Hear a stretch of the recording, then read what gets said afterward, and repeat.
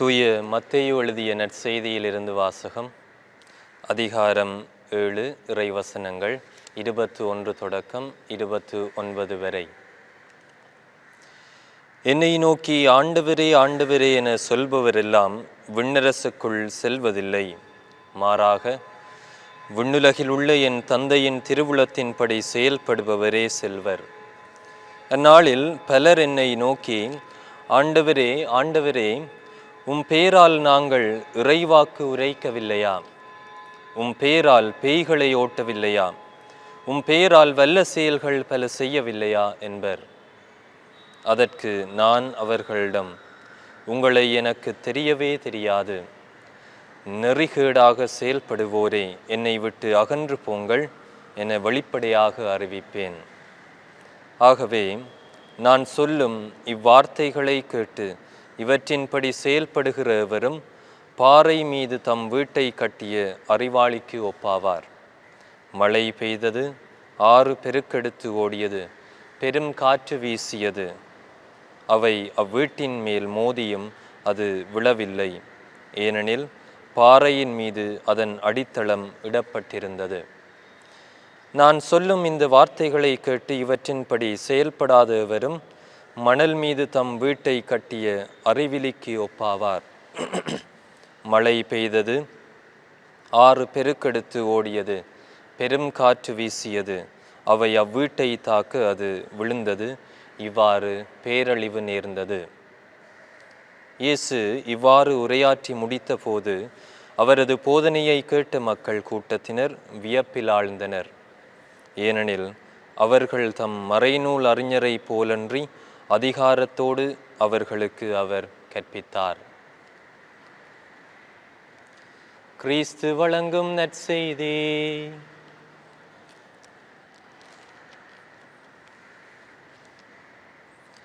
இறைமகன் இயேசுவிலே அன்புமிக்க சகோதர சகோதரிகளே, இன்று நாங்கள் வாசிக்க கேட்ட இந்த நற்செய்தி பகுதியானது ஆண்டவர் இயேசுவினுடைய மலை பொழிவின் இறுதி பகுதியாக இது அமைந்திருக்கின்றது. நாங்கள் பார்த்தோம் என்றால் மத்தேயு நற்செய்தி 5வது அதிகாரம் தொடக்கம் 7வது அதிகாரம் வரை ஆண்டவர் இயேசுவினுடைய மலை பொழிவை முழுக்க எமக்கு சொல்லித் தருகின்றது. அந்த வகையிலே இன்று ஆண்டவர் இயேசு இந்த நற்செய்தி பகுதியினூடாக விண்ணுலகில் உள்ள தந்தையின் திருவுளத்தை நிறைவேற்றுபவர்களே ஆண்டவருடைய மக்களாக இருக்கின்றனர் என்று எமக்கு சொல்லி நிற்கின்றார்.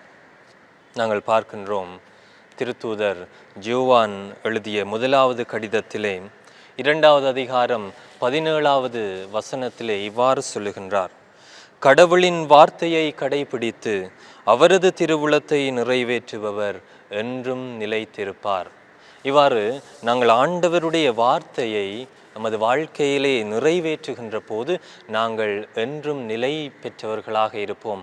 ஆண்டவர் தருகின்ற அந்த வாழ்வை, நிலை வாழ்வை பரிசாக பெற்றுக்கொள்வோம். அதற்கு நாங்கள் ஆண்டவருடைய திருவுளத்தை நிறைவேற்றுகின்ற மக்களாக இருக்க வேண்டும். இன்றைய நற்செய்தியிலே என்னை நோக்கி ஆண்டவரே ஆண்டவரே என சொல்பவரெல்லாம் விண்ணரசுக்குள் செல்வதில்லை, மாறாக தந்தையின் திருவுளத்தை நிறைவேற்றுபவர்களே விண்ணரசுக்குள் நுழைவர் என்று ஆண்டவர் இயேசு எமக்கு சொல்லி நிற்கின்றார். ஏனென்றால் அந்த காலத்திலே, ஆண்டவர் இயேசு வாழ்ந்த அந்த காலத்திலே அவரது பெயரை வைத்து பல அற்புதங்களை செய்கின்றார்கள், பல புதுமைகளை செய்கின்றார்கள். ஆனால் ஆண்டவர் இயேசுவினுடைய திருவுளத்தை, தந்தையினுடைய திருவுளத்தை அவர்கள் நிறைவேற்ற தவறிவிடுகின்றார்கள். அதனால் தான் இன்றைய நற்செய்தியிலே அந்நாளில் பலர் என்னை நோக்கி, ஆண்டவரே ஆண்டவரே, உம் பேரால் நாங்கள் இறைவாக்கு உரைக்கவில்லையா? உம் பேரால் பேய்களை ஓட்டவில்லையா? உம் பேரால் வல்ல செயல்கள் பல செய்யவில்லையா என்பர். அதற்கு ஆண்டவருடைய பதில், உங்களை எனக்கு தெரியவே தெரியாது. ஆண்டவருடைய திருவுளத்தை நிறைவேற்றுகின்ற மக்களாக நீங்கள் இருக்கின்ற போதுதான் நீங்கள் என் சீடர்களாக இருப்பீர்கள் என்று ஆண்டவர் இயேசு சொல்லுகின்றார். நாங்கள் பார்க்கின்றோம், நமது விசுவாசத்தின் தந்தையாக ஆபிரகாம் இருக்கின்றார். இன்னும் புதிய ஏற்பாட்டிலே ஆண்டவருடைய திருவுளத்தை தனது வாழ்நாள் முழுவதும் கடைபிடித்த ஒரு நபரை பார்க்கின்றோம், அன்னை மரியாள்.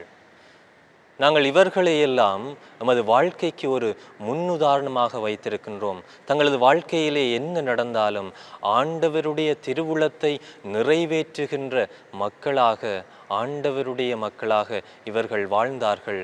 தங்களது வாழ்க்கையிலே பல அற்புதங்களை அவர்கள் பெற்றுக்கொண்டார்கள். இவர்களுடைய வாழ்க்கை முழுவதும் எமக்கும் ஒரு பாடமாக இருக்கின்றது. எனவே ஆண்டவர் இயேசு விரும்புகின்ற அந்த வாழ்வை நாங்களும் பெற்றுக்கொள்ள வேண்டும்.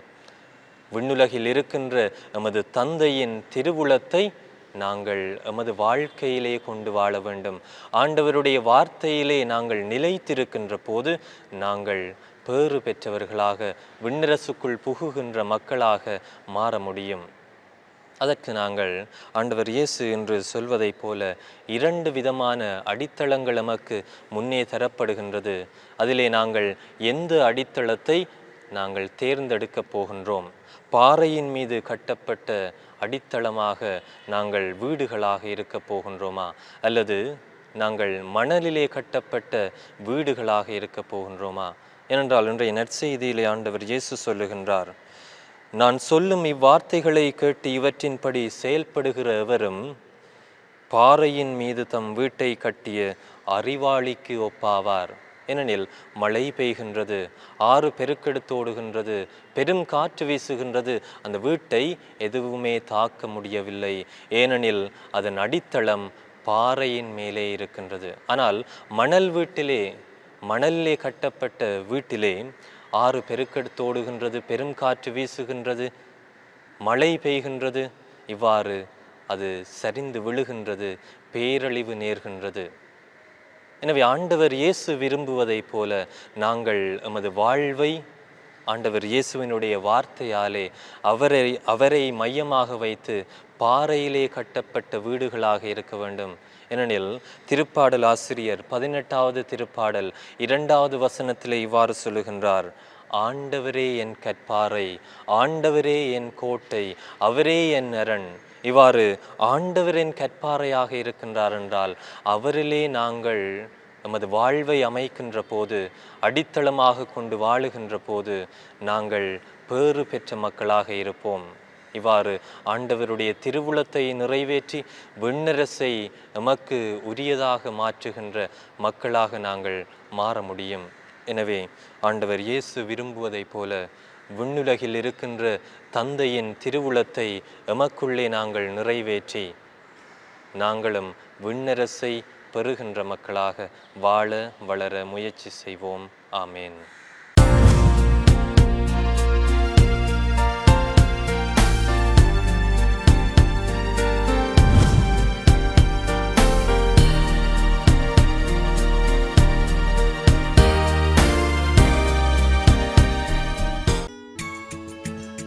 ஹோலி மேடையில் புத்தம்புது நிகழ்ச்சிகளை உடனுக்குடன் பார்த்து மகிழ எமது ஃபேஸ்புக் மற்றும் யூடியூப் பக்கத்தை லைக் செய்யுங்கள்.